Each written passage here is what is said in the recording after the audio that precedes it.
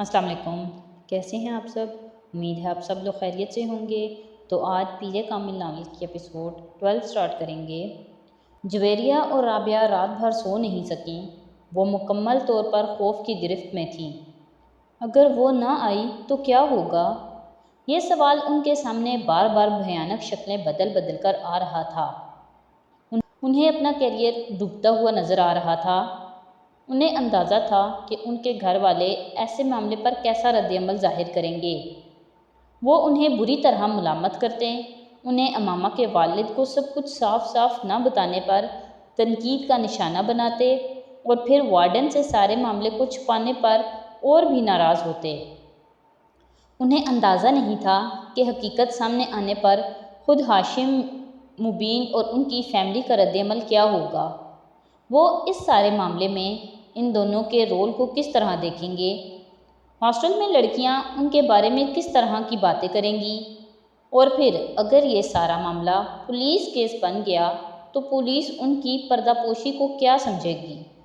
وہ اندازہ کر سکتی تھیں اور اسی لیے بار بار ان کے رونگٹے کھڑے ہو رہے تھے۔ مگر سوال یہ پیدا ہوتا تھا کہ وہ گئی کہاں اور کیوں؟ وہ دونوں اس کے پچھلے رویوں کا تجزیہ کرنے کی کوشش کر رہی تھیں۔ کس طرح پچھلے 1 سال سے وہ بالکل بدل کر رہ گئی تھی۔ اس نے ان کے ساتھ گھومنا پھرنا بند کر دیا تھا۔ وہ الجھی رہنے لگی تھی۔ پڑھائی میں اس کا انہماک بھی کم ہو گیا تھا اور اس کی کم گوئی۔ اور وہ جو ایک بار وہ ہمارے شاپنگ کے لیے جانے پر پیچھے سے غائب تھی، تب بھی وہ یقیناً وہیں گئی ہوگی جہاں وہ آج گئی ہے، اور ہم نے کس طرح بے وقوفوں کی طرح اس پر اعتبار کر لیا۔ رابعہ کو پچھلی باتیں یاد آ رہی تھیں، مگر امامہ ایسی نہیں تھی۔ میں تو اسے بچپن سے جانتی ہوں، وہ ایسی بالکل بھی نہیں تھی۔ جویریہ کو اب بھی اس پر کوئی شک نہیں ہو رہا تھا۔ ایسا ہونے میں کوئی دیر تھوڑی لگتی ہے، بس انسان کا کردار کمزور ہونا چاہیے۔ رابعہ بدگمانی کی انتہا پر بھی تھی۔ رابعہ اس کی مرضی سے اس کی منگنی ہوئی تھی۔ وہ اور اسجد ایک دوسرے کو پسند کرتے تھے، پھر وہ اس طرح کی حرکت کیسے کر سکتی ہے؟ جویریہ نے اس کا دفاع کرنے کی کوشش کی۔ پھر تم بتاؤ کہ وہ کہاں ہیں؟ میں نے تو مکھی بنا کر اسے دیوار کے ساتھ نہیں چپکایا ہے۔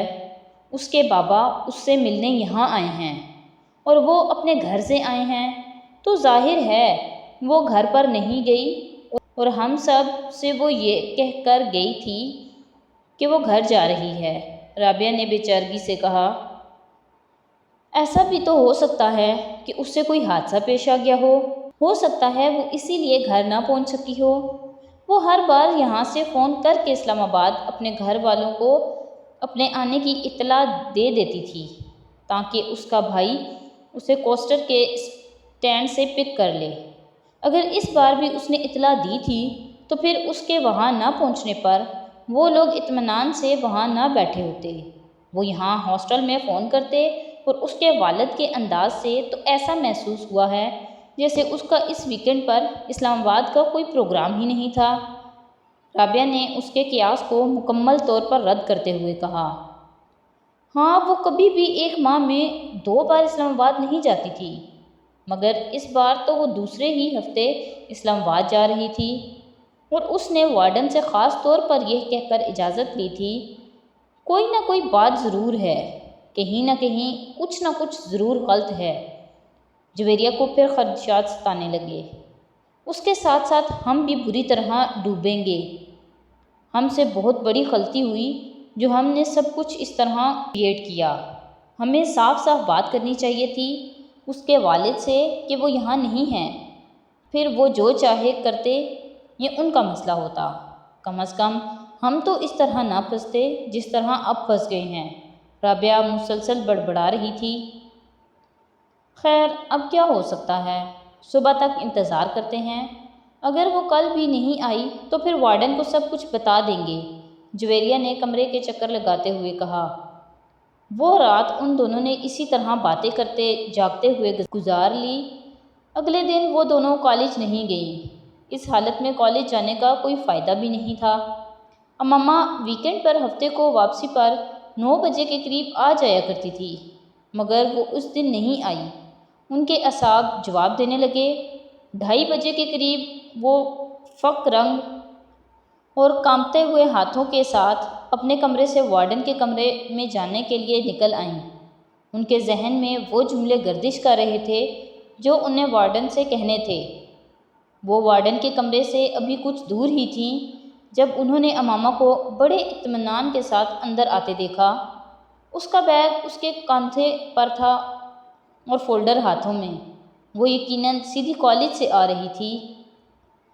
جویریہ اور رابعہ کو یوں لگا جیسے ان کے پیروں کے نیچے سے نکلتی ہوئی زمین یکدم تھم گئی تھی۔ ان کی رکی ہوئی سانس ایک بار پھر چلنے لگی تھی۔ کل کے اخبارات میں متوقع وہ ہیڈ لائنز جو بھوت بن کر ان کے گرد ناچ رہی تھی یکدم غائب ہو گئیں، اور ان کی جگہ اس غصے اور اشتعال نے لے لی تھی جو انہیں امامہ کی شکل دیکھ کر آیا تھا۔ وہ انہیں دیکھ چکی تھی اور اب ان کی طرف بڑھ رہی تھی۔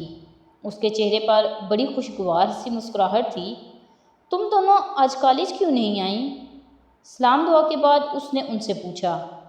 تمہاری مصیبتوں سے چھٹکارا ملے گا تو ہم کہیں آنے جانے کا سوچ سکیں گے، رابعہ نے تند و تیز لہجے میں اس سے کہا۔ امامہ کے چہرے کی مسکراہٹ غائب ہو گئی۔ کیا ہوا رابعہ؟ اس طرح غصے میں کیوں ہو؟ امامہ نے قدرے تشویش سے پوچھا۔ تم ذرا اندر کمرے میں آؤ، پھر تمہیں بتاتی ہوں کہ میں غصے میں کیوں ہوں۔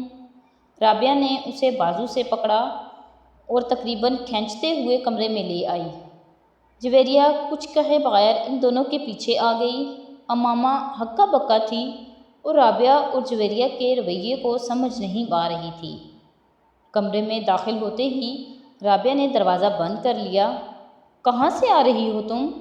رابعہ نے مڑ کر انتہائی تلخ اور درشت لہجے میں اس سے پوچھا۔ اسلام آباد سے، اور کہاں سے؟ امامہ نے اپنا بیگ نیچے زمین پر رکھ دیا۔ اس کے جواب نے رابعہ کو کچھ اور مشتعل کیا۔ شرم کرو امامہ، اس طرح ہمیں دھوکہ دے کر، ہماری آنکھوں میں دھول جھونک کر، آخر تم ثابت کیا کرنا چاہتی ہو؟ یہ کہ ہم ڈفر ہیں، ایڈیٹ ہیں، پاگل ہیں؟ بھئی ہم ہیں، ہم مانتے ہیں۔ نہ ہوتے تو یوں تم پر اندھا اعتبار نہ کیا ہوتا، تم سے اتنا بڑا دھوکہ نہ کھایا ہوتا، رابعہ نے کہا۔ مجھے تمہاری کوئی بات سمجھ میں نہیں آ رہی۔ کون سا دھوکہ؟ کیسا دھوکہ؟ کیا یہ بہتر نہیں ہے کہ تم آرام سے مجھے اپنی بات سمجھاؤ؟ امامہ نے بے چارگی سے کہا۔ تم ویکینڈ کہاں گزار کر آئی ہو؟ جویریہ نے پہلی بار گفتگو میں مداخلت کی۔ تمہیں بتا چکی ہوں، اسلام آباد میں۔ وہاں سے آج سیدھا کالج آئی ہوں، اور اب کالج سے۔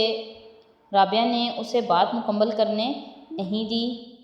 بکواس بند کرو، یہ جھوٹ اب نہیں چل سکتا۔ تم اسلام آباد نہیں گئی تھی، یہ تم کیسے کہہ سکتی ہو؟ اس بار امامہ نے بھی قدرے بلند آواز میں کہا۔ کیونکہ تمہارے فادر یہاں آئے تھے کل۔ امامہ کا رنگ اڑ گیا، وہ کچھ بول نہیں سکی۔ اب کیوں منہ بند ہو گیا ہے؟ اب بھی کہو اسلام آباد سے آ رہی ہوں، رابعہ نے طنزیہ لہجے میں کہا۔ بابا یہاں آئے تھے؟ امامہ نے اٹکتے ہوئے کہا۔ ہاں آئے تھے، تمہارے کچھ کپڑے دینے کے لیے، جویریہ نے کہا۔ انہیں یہ پتہ چل گیا کہ میں ہاسٹل میں نہیں ہوں؟ میں نے جھوٹ بول دیا کہ تم ہاسٹل سے کسی کام سے باہر گئی ہو۔ وہ کپڑے دے کر چلے گئے، جویریہ نے کہا۔ امامہ نے بے اختیار اطمینان کا سانس لیا۔ یعنی انہیں کچھ پتہ نہیں چلا؟ اس نے بستر پر بیٹھ کر اپنے جوتے کے اسٹریپس کھولتے ہوئے کہا۔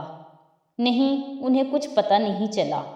تم منہ اٹھا کر اگلے ہفتے پھر کہیں روانہ ہو جانا۔ مائنڈ یو امامہ، میں اب وارڈن سے اس سلسلے میں بات کرنے والی ہوں۔ ہم تمہاری وجہ سے خاصی پریشانی اٹھا چکے ہیں، مزید اٹھانے کے لیے تیار نہیں ہیں۔ بہتر ہے تمہارے پیرنٹس کو تمہاری ان حرکتوں کے بارے میں پتہ چل جائے، رابعہ نے دو ٹوک انداز میں اس سے کہا۔ امامہ نے سر اٹھا کر اسے دیکھا۔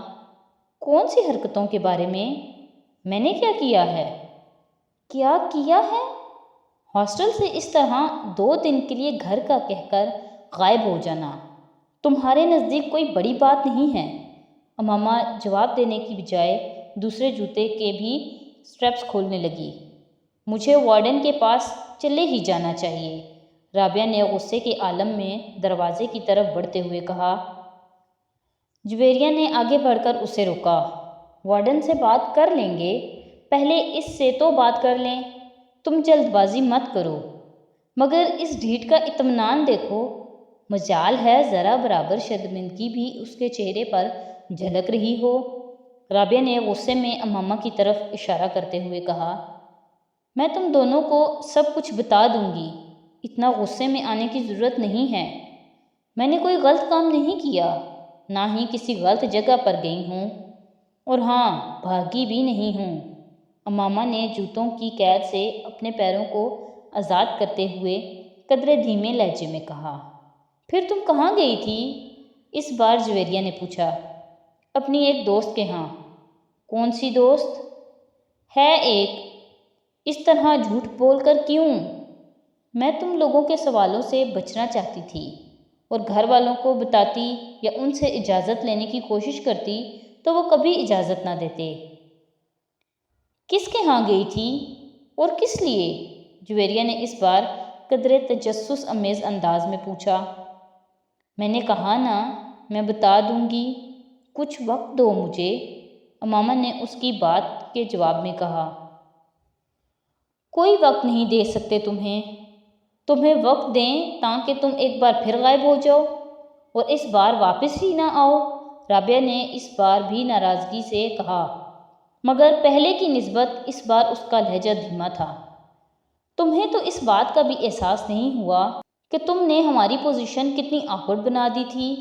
اگر تمہارے اس طرح غائب ہونے کا پتہ چل جاتا تو ہماری کتنی بے عزتی ہوتی، اس کا احساس تھا تمہیں؟ رابعہ نے اسی انداز میں کہا۔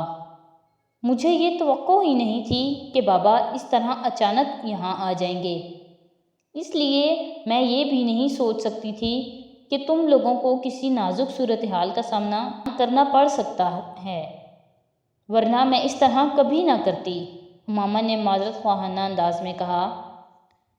تم کم از کم ہم پر اعتبار کر کے ہمیں بتا کر جا سکتی تھی، جویریہ نے کہا۔ میں آئندہ ایسا کبھی نہیں کروں گی، امامہ نے کہا۔ کم از کم میں تمہارے کسی وعدے، کسی بات پر اعتبار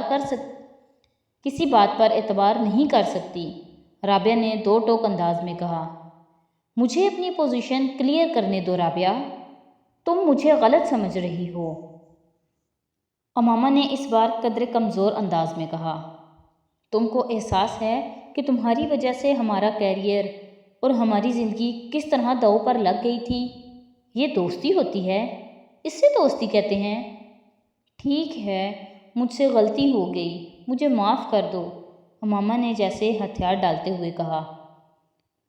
جب تک تم یہ نہیں بتاؤ گی کہ تم کہاں غائب ہو گئی تھی، میں تمہاری کوئی معذرت قبول نہیں کروں گی، رابعہ نے دو ٹوک انداز میں کہا۔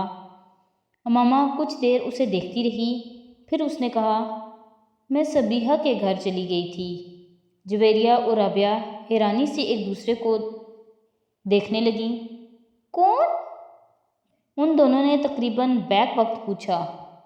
تم لوگ جانتی ہو اسے؟ امامہ نے کہا۔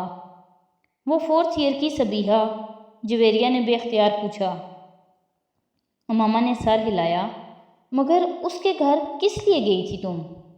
دوستی ہے اس سے میری، امامہ نے کہا۔ دوستی؟ کیسی دوستی؟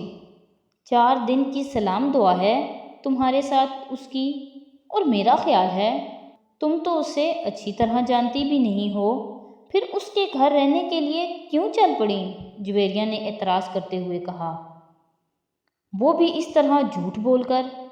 کم از کم اس کے گھر جا کر رہنے کے لیے تمہیں ہم سے یا اپنے گھر والوں سے جھوٹ بولنے کی ضرورت نہیں تھی، رابعہ نے اسی لہجے میں کہا۔ تم اسے کال کر کے پوچھ لو کہ میں اس کے گھر پر تھی یا نہیں، امامہ نے کہا۔ چلو یہ مان لیا کہ تم اس کے گھر پر تھیں، مگر کیوں تھی؟ جویریہ نے پوچھا۔ امامہ خاموش رہی، پھر کچھ دیر بعد اس نے کہا، مجھے اس کی مدد کی ضرورت تھی۔ ان دونوں نے حیران ہو کر دیکھا۔ کس سلسلے میں؟ امامہ نے سر اٹھایا اور پلکیں جھپکائے بغیر دیکھتی رہی۔ جویریہ نے کچھ بے چینی محسوس کی۔ کس سلسلے میں؟ تم اچھی طرح جانتی ہو، امامہ نے قدرے مدھم انداز میں کہا۔ میں؟ جویریہ نے کچھ گڑبڑا کر رابعہ کو دیکھا، جو اب بڑی سنجیدگی سے اسے دیکھ رہی تھی۔ ہاں تم تو اچھی طرح جانتی ہو۔